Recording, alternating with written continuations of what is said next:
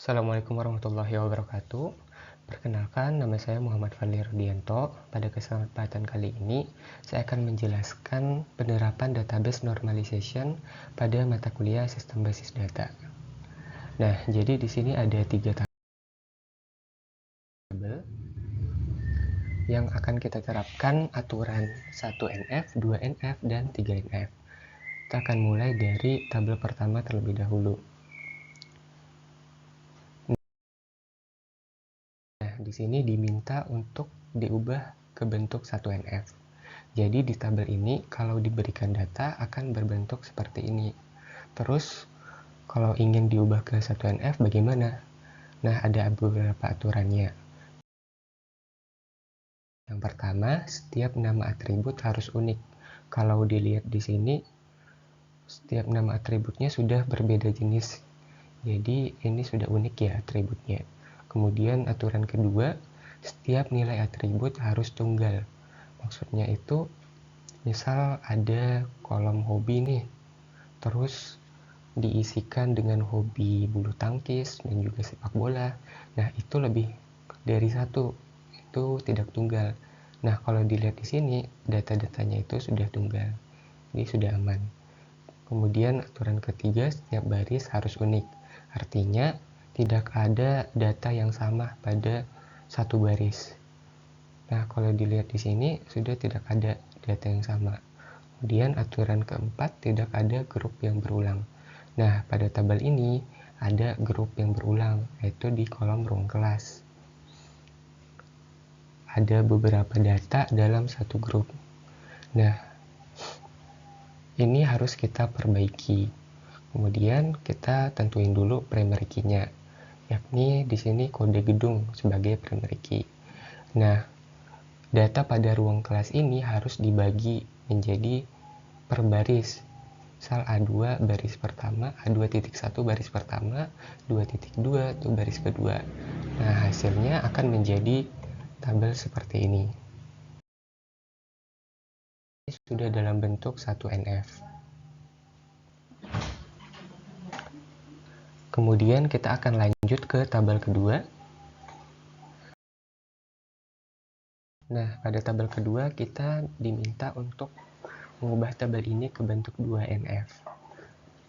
Jadi di sini ada tabel produk supplier yang memiliki primary key, supplier number, dan product number.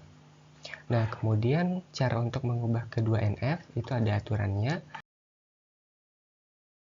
Yang pertama, sudah memenuhi aturan 1NF. Kalau dilihat di sini, ini sudah memenuhi ya aturan 1NF, sudah tidak ada juga yang ada data dalam satu grup yang sama. Kemudian semua atribut yang bukan primary key, berarti kolom harga dan supplier name itu harus bergantung sepenuhnya pada primary key. Oke, jadi yang harus dilakukan, cek setiap atribut. Kemudian jika ada beberapa atribut yang bergantung kepada primary key, itu harus dipisahkan. Oke, kita mulai dari kolom harga. Nah, dilihat di sini kolom harga terhadap supplier number dulu. Nah, jika dilihat kode pada supplier number yang baris pertama itu dengan harga 10.000. Tapi kalau baris kedua harganya berubah menjadi 15.000. Begitu juga seterusnya. Nah, berarti ini tidak bergantung. Kolom harga tidak bergantung kepada primary key supplier number. Kemudian kita akan cek pada primary key kedua, yakni product number. Jika dilihat kode pada product number baris pertama itu harganya 10.000. Oke, kemudian baris kedua 15.000. Berarti ikut berubah, berbeda juga. Kemudian baris ketiga 13.000. Nah, kode baris pertama dan baris keempat ini itu sama, tapi harganya itu berbeda. Padahal kalau bergantung itu harus sama. Berarti yang kedua ini juga tidak bergantung. Nah, kemudian bagaimana? Nah, sebenarnya ini juga bisa digabung menjadi composite primary key. Jadi, kolom harga ini bergantung pada kedua primary key tersebut. Nah, kalau ada atribut yang bergantung pada semua primary key itu akan kita tetap stay di tabel ini aja, tidak dibuatkan tabel baru. Seperti itu. Nah, selanjutnya kita cek kolom supplier name. Kita akan cek ke supplier number terlebih dahulu. Jika dilihat, kode dari baris 1 sampai 3 itu sama dengan supplier name A dari baris 1 sampai 3. Kemudian baris keempat berubah menjadi S02, ini juga berubah menjadi supplier B. Kemudian baris ke-5 dan 6 S03 itu supplier name berubah juga menjadi supplier C. Berarti supplier name itu bergantung dengan supplier number. Oke. Nah, selanjutnya kita akan cek ke product number. Nah, di product number, kode baris pertama P01 supplier A. Kemudian baris kedua kodenya P02. Tapi supplier name-nya tetap supplier A juga.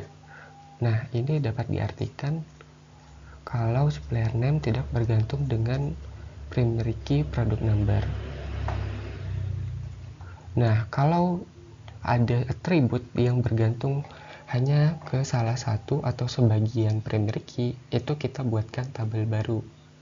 Jadi dia tidak stay. Kalau yang kolom harga tadi ini, dia tetap stay di tabel ini. Jadi hasilnya akan seperti ini. Nah, kolom harganya itu tetap stay, kemudian supplier name dibuatkan tabel baru, dan karena dia tergantung pada supplier number ini kita copy juga ke tabel baru tersebut.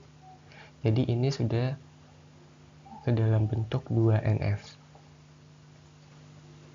Kita akan lanjut ke tabel berikutnya. Diminta untuk diubah menjadi 3NF. Di sini ada dua tabel ya, yakni tabel employee dan departemen. Kita lihat aturan untuk mengubah ke bentuk 3NF terlebih dahulu.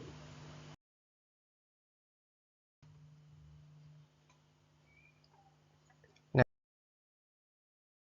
di aturan pertama sudah memenuhi aturan 2NF. Kalau dilihat di sini, tabel departemen ini sudah dipisah ya dari tabel utama, berarti sudah memenuhi 2NF. Kemudian semua atribut non-primary key yang bukan primary key tidak bergantung pada atribut yang bukan primary key lainnya. Oke, kita akan cek. Kemudian kalau ada atribut yang bergantung pada atribut yang bukan primary key, itu harus dibuatkan tabel baru. Oke. Nah, kalau kita lihat di sini ada kolom partner name dan birth date. Nah, kalau dianalogikan, birth date ini akan bergantung pada partner name. Nah, jadi di sini tidak boleh seperti ini karena yang birth date bergantung ke kolom ini, kemudian dari kolom partner name itu bergantung ke kolom ID. Jadi kolom ini akan dipisah. Nah, hasilnya akan seperti ini. Nah, jika dilihat ini sudah dipisah ya. Kemudian kita tambahkan juga ID employee di kolom partner ini agar dia saling terhubung sebagai foreign key. Kemudian agar departemen number-nya itu juga saling terhubung dengan tabel utama, kita tambahkan kolom departemen number di sini agar ini juga bisa menjadi foreign key, kemudian menjadi primary key di tabel ini. Jadi seperti itu penerapan database normalization pada 3 contoh tabel tadi. Cukup sekian, mohon maaf apabila ada kekurangan. Wassalamualaikum warahmatullahi wabarakatuh.